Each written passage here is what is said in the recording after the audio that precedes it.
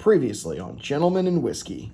Like char, oakiness. Oh yeah, okay. The underneath where I consider that like with vanilla to be Which like a isn't creme brulee. all whiskey, but it's not like Lagavulin type of smoky where you're like, whoa, this is super smoky or anything. But like I don't that. think anyone has ever gotten creme brulee from Lagavulin because there's no vanilla. Like, if you poured creme brulee into a campfire and then let it sit there for like 20 minutes.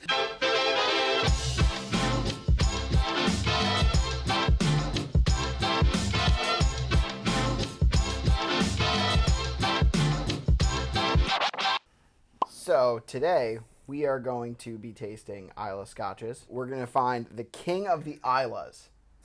King of the Islays? King of the Islays. If you don't know, the Islay region tends to be more briny, more smoky. And the Scotch that they produce also is the same.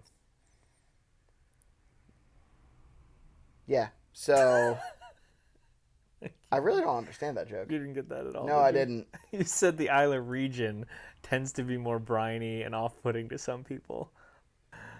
Yeah, whoosh. We've got the Laphroaig quarter cask. It is also very good. It is my favorite, I think, of the Islay Scotches so far. So we'll see how it plays into these. Lagavulin 16, which is one of our group favorites. Solid Scotch. Some have said that it tastes like throwing creme brulee into a fire for 20 minutes. Which, nothing wrong with that. No, not sure who would have said that. And then Nate has had the Port Charlotte, which is Bruto Lake. Bruichladdich. Bruichladdich. Bruichladdich. Bruichladdich. Whatever. I'm not Scottish. I'm very excited about this. This is our first Scotch video. Scotch is my personal whiskey of choice. Some of that's heritage, but also I just love kind of broadness of flavor, some of the depth that you get with it. Yeah, I'm stoked. And I started as a Scotch drinker. Really, I mean, Glenlivet drinker. Yeah. And then I can attest to that. evolved to enjoying bourbon. Let's just get at it. Let's take glass one. Sure. And we'll go from there. Which the first one is the Laphroaig Quarter Cask. Quarter Cask. Great. Not good at accents. Cheers. Boy, that's not much to say except smoke. Like, well, there's definitely stuff underneath it. Yeah, there's definitely stuff underneath it. Some people explain like the medicinal quality as smelling like Band-Aids. I tend to agree with that. Okay. Like it smells like a fresh pack of Band-Aids. How often are you sniffing a fresh pack of Band-Aids to have that just ready to go? So I hurt myself a lot. Okay. So actually pretty frequently. Obvious things with Laphroaig is you're going to get the smoke, you're going to get some of the kind of peaty and briny smell to it, but underneath that there is a fruity layer to it, citrus and things. You've got comments about the taste already, and here it comes. Green apple Band-Aids. All right. Smoked apples. I got like bacon on that one. Smoked bacon. Gosh, that's a good Scotch. Very seasoned, not super sweet. Maybe a little bit of fruit, like you say, green apple, sure, but like a tart fruit. Very like salty seasoned. The quarter cask is literally, so most like barrels that they age whiskey in are 53-gallon barrels. This is a quarter of that, whatever that is in gallons. So this is not as old as the Lagavulin or the Port Charlotte. Great. But it ages quicker because there's a higher whiskey to wood ratio. Okay.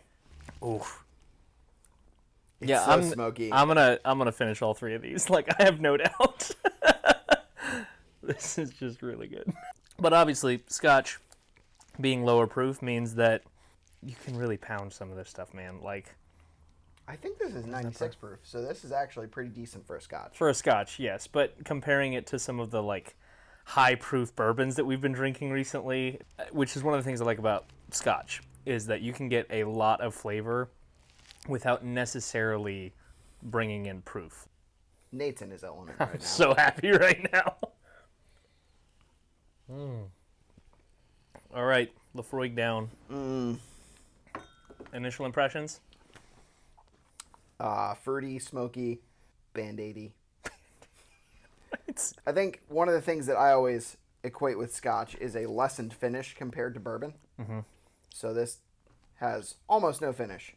It has whatever the Scotch equivalent of a Kentucky Hug is. Highland Games Punch. Ah, okay. I was thinking like a Glasgow Hug. I like that. Caper tossed to the sternum.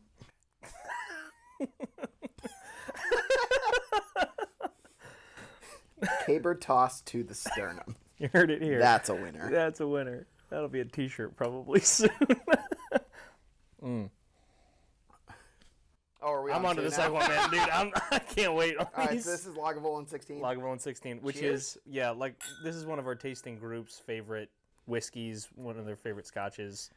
They did this tasting while I was on vacation, so I did not get to do that. But I have had Lagavulin 16 in the past, and it is Buttery and smooth, and... yeah, it's butterscotch. Yeah, Yep. like caramely.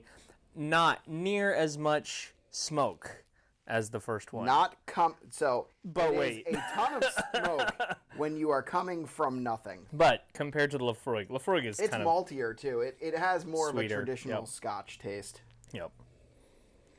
And usually the smoke comes in the palate.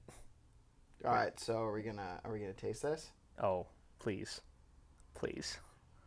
Cheers. Slancha.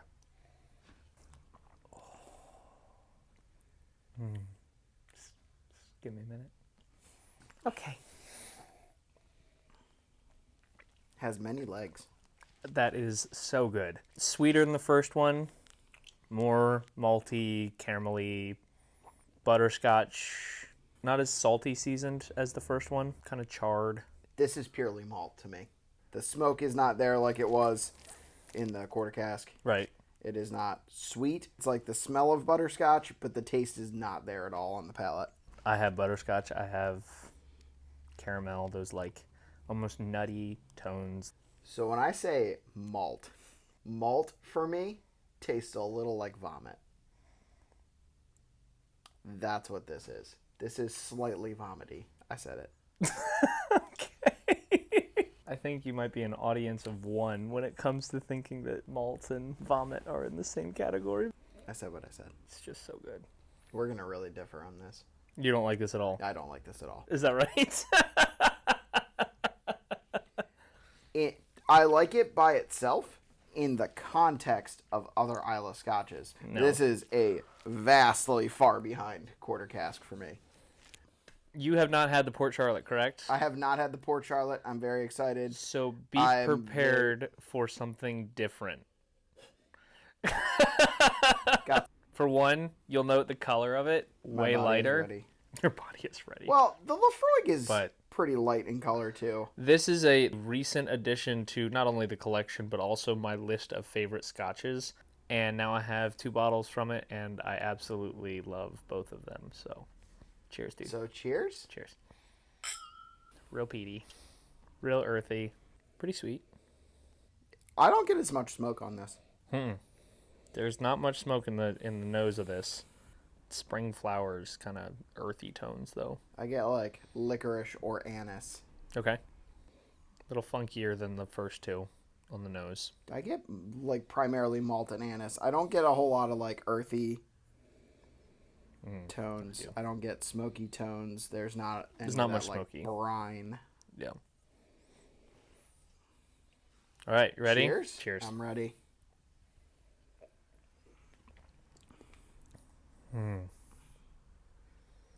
It's smoky.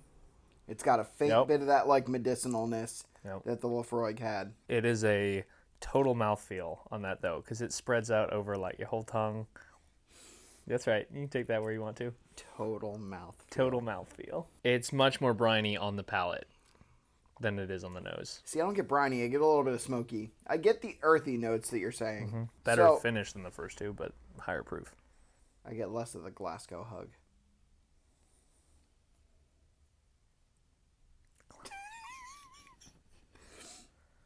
No caper toss to the sternum.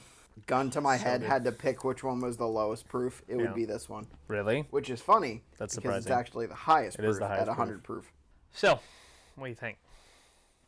The Port Charlotte and the Laphroaig, wow, are pretty close. Uh-huh.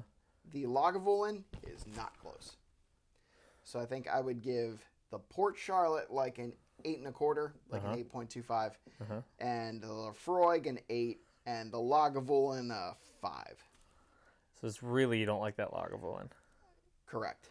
I think it's very one-dimensionally malty, and it doesn't have the other Islay Scotch flavors that the other two have.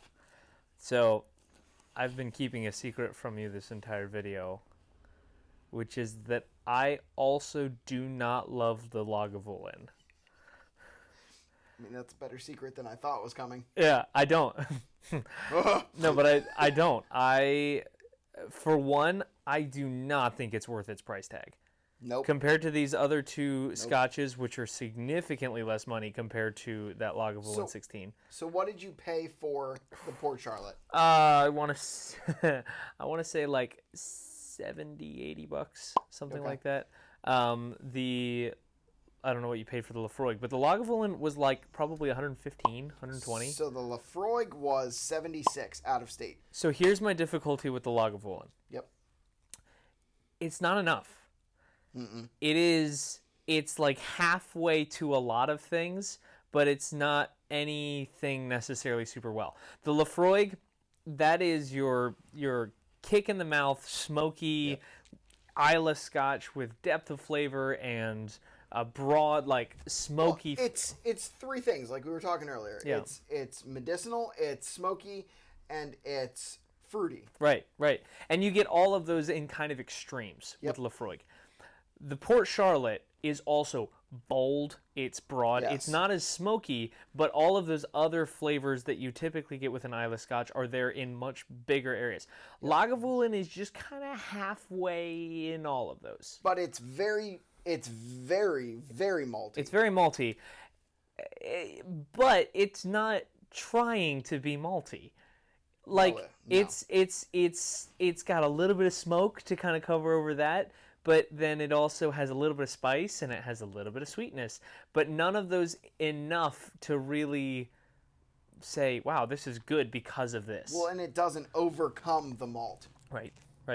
And a lot of our group disagrees with me on this in this kind of thing. Lagavulin is good. I would say it is a good whiskey to drink. It is not worth its price tag. So I gave scores. Okay. What would you score them? So the Port Charlotte, we'll start there. Yep. That is my favorite on the table here. Okay. That Port Charlotte, I would drink every day of the week. That's a 9.5 Scotch for me. Okay. Comparing that to a Glenlivet 18, which is my ultimate 10, that's my favorite whiskey and stuff that way. Very different types of Scotches between the two. Agreed. Not nearly as mellow, not nearly as chill as the Glenlivet. The Laphroaig quarter cask, I'd put that at about probably an 8 or 8.5. That is a very good whiskey. It's a high-scoring whiskey. It does what it's doing very well. Correct. That Lagavulin, I probably have about 6. I like the Lagavulin, but for me and what I paid for it and everything that way, it's not worth it. It's just, to me, it's not worth it. If it was a $60 whiskey, I would buy it, and that score would probably... This is one of those cases, though, for me, that price does factor into what you're getting in that bottle, and I don't think it's worth what you pay for it. Well, and so for me, price doesn't usually factor into the score of the whiskey, but with it being $10 more, it's not as good and more expensive. Right. Which I agree. reminds me of its maker, Bullet. Bullet should not be a $30 whiskey. They're both made by Diageo. Him and I both do not like Bullet, personally. It should be $60. Yeah. This whiskey should be $60. The problem is the age statement. Yeah. You cannot have a 16-year Scotch An imported at 60 $60. Scotch at $60. That's right. So we ended up at the same. Yeah. We have the same Rankings. Same order. very different. Ways to get there. Yeah. Well, not ways to get there, but we have very different scores too. Correct. So, yeah. I enjoyed this episode a lot. Comment down below if you'd like to see more Scotch-related videos. I know I would personally be pulling for that because I loved today's video. And that's why we're gentlemen in whiskey, not gentlemen in bourbon. Exactly. So, like, comment, subscribe. Cheers. Watch our other episodes, and we'll see you next time. Thanks for watching.